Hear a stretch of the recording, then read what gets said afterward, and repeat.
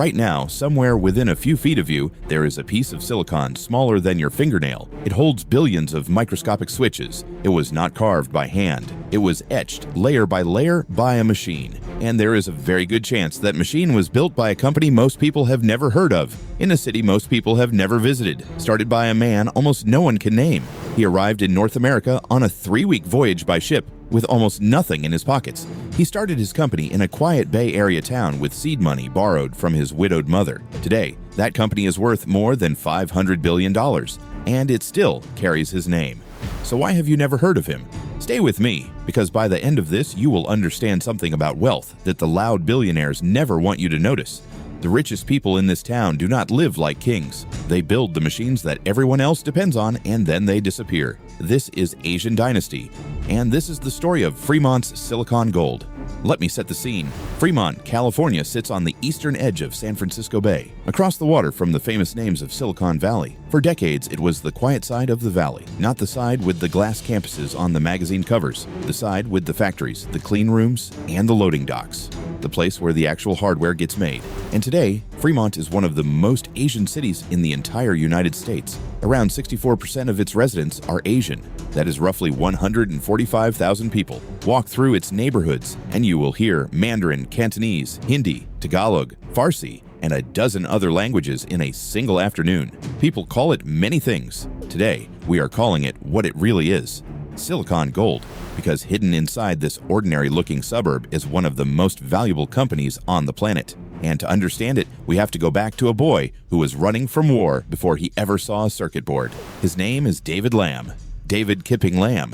He was born in February of 1943 in Guangdong in southern China, but he barely knew it. While he was still small, his family fled the chaos of China and crossed into Vietnam. They settled in Cholon, the huge Chinatown beside Saigon. That family was not small. It grew to 7 boys and 1 girl. Now picture this: a Chinese family, refugees once already, trying to build a quiet life in Vietnam. And then, in the middle of the 1950s, Vietnam itself begins to slide toward war. Their second home is becoming dangerous, so David's parents make a hard choice. They gather up most of their children and move again, this time to Hong Kong. This is the first lesson of his life, and you can see it in everything he built later. Stability is not something you are given. It is something you have to manufacture for yourself over and over. In Hong Kong, something clicked. As a teenager at Pui Ching Middle School, David fell in love with math and science, not as a hobby, as an escape route. And then he did something almost unthinkable for a refugee kid with no money. He got on a ship alone and rode it for 3 weeks across the Pacific to North America, chasing an education. He landed at the University of Toronto. He studied engineering physics, and he was good. By 1967, he had his degree, and he had even co-authored a physics paper as an undergraduate. But he was not done. He set his sights on the best engineering school in the world, the Massachusetts Institute of Technology, MIT. David Lam earned a master's degree there, and then, in 1973, a doctorate in chemical engineering. Think about that journey for a moment. From a refugee neighborhood in Saigon to Hong Kong to a doctorate from MIT. He had crossed 3 countries and an ocean, and he had turned himself into one of the most highly trained engineers alive. And here is where most stories would end, with a comfortable job and a comfortable life. But David Lam had spent his whole childhood watching other people's worlds fall apart. He did not want comfort. He wanted to build something that could not be taken away.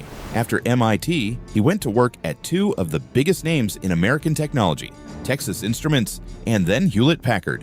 And he was given a very specific, very unglamorous problem: plasma etching. Let me explain why this matters, because this is the hinge the whole story turns on. To make a computer chip, you have to carve unimaginably tiny patterns into silicon. One of the ways you do that is with plasma, a kind of electrically charged gas that eats away the material exactly where you want it gone.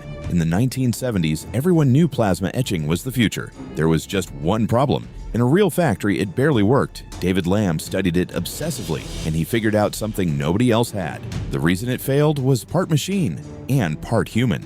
The equipment used clumsy analog controls that could not hold the precise chemistry the process demanded.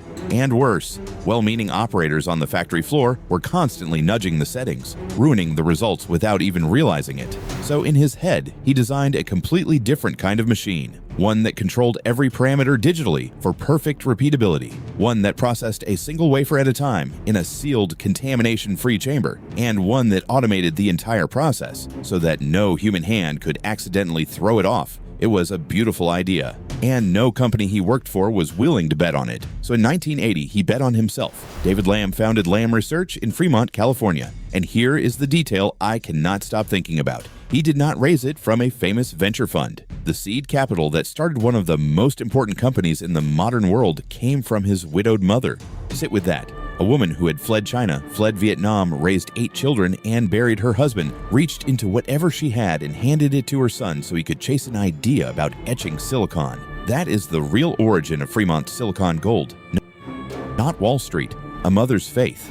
About a year later, in 1981, the bet paid off. Lam Research demonstrated its first product, the Auto Etch 480. A fully automated plasma etcher doing exactly what David had imagined. The machine worked, but a working machine is not the same as a working company. The early years were brutal. He had to prove himself not in friendly American boardrooms, but in Japan, where the toughest, most demanding chip makers in the world would either validate his machine or destroy his reputation. And on top of that, the economy turned.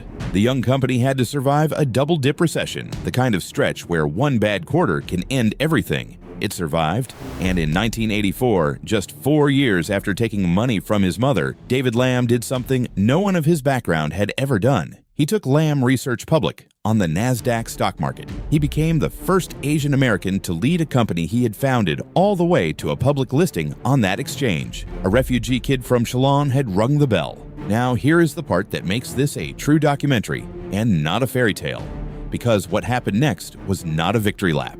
By 1985, just 1 year after the triumph of going public, David Lam stepped away from the company as a full-time employee. The exact reasons are a story Silicon Valley has seen 100 times. A brilliant founder, a young company growing faster than anyone expected, and the investors and the board wanting a different kind of leader at the wheel. He stayed on the board for 5 more years, but the company he had dreamed up in his head, funded with his mother's money and named after himself, would do its greatest growing without him at the helm. Let that land for a second. The man built the rocket, and then he watched it fly to the moon from the ground. So how high did it fly? Let me give you the numbers because they are almost hard to believe. Today, Lam Research is still headquartered in Fremont, California. It trades on the NASDAQ under the ticker LRCX. It employs around 19,700 people. In a recent year, it brought in over $20 billion in revenue, and its total market value has climbed past $500 billion. $500 billion from a mother's savings in a Fremont office in 1980.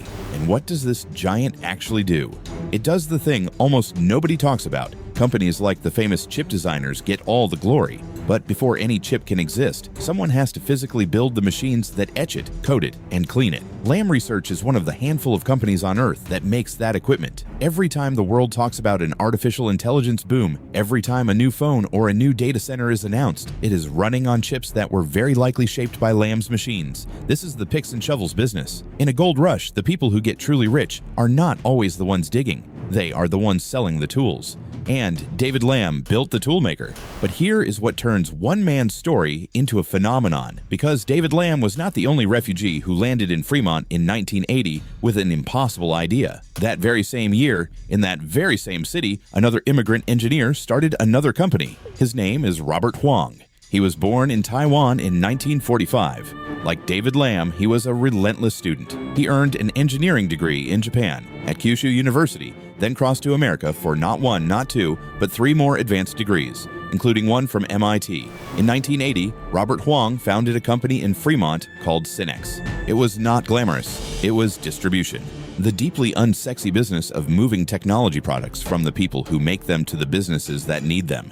And he was famously low-key about it. One profile of him was literally titled, "Do not be fooled by this low profile." So what happened to the quiet distribution company? In 2021, Synex merged with a rival called Tech Data to form a company called TD Synex. With that one move, the company Robert Huang started in Fremont became the largest technology distributor on the planet, with combined revenue of nearly $60 billion.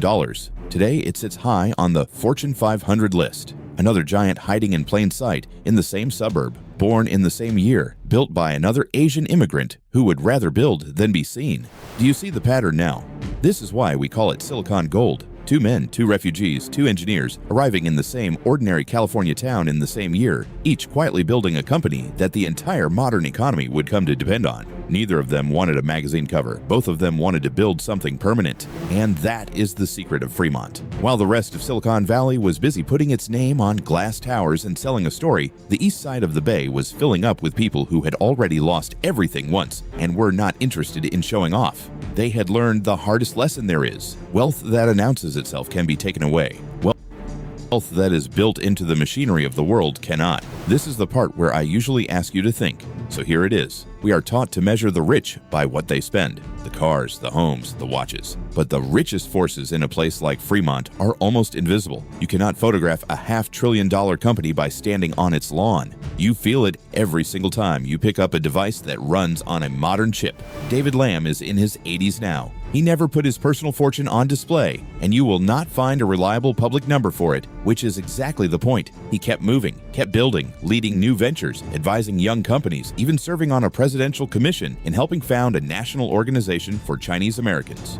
The boy who had to manufacture his own stability spent the rest of his life helping other people manufacture theirs. So the real richest family in Fremont is not one you will see at a party. It is a quiet idea passed from a widowed mother to her son that turned into machines that build the brains of the modern world. That is what silicon gold really means. It is not the gold you wear, it is the gold you build, so deep into the foundation of everything that the world forgets it is even there. If this story surprised you, tell me in the comments. Before today, had you ever heard the name David Lam? And which hidden builders should we uncover next? Because the most powerful dynasties are almost never the loudest. They are the ones quietly making the things the rest of us cannot live without. This was Asian Dynasty. I will see you in the next one.